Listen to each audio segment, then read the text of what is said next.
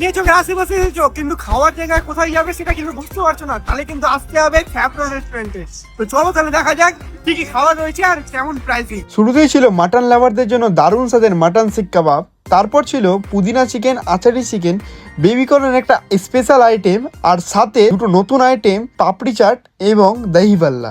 এবার এর মাঝে কি সফট ড্রিঙ্ককে ভুলা যায়, সফট ড্রিঙ্কসও কিন্তু ছিল। প্রতিটা আইটেমের প্রেজেন্টেশন যেমন আকর্ষণীয়, স্বাদও তেমনই অসাধারণ।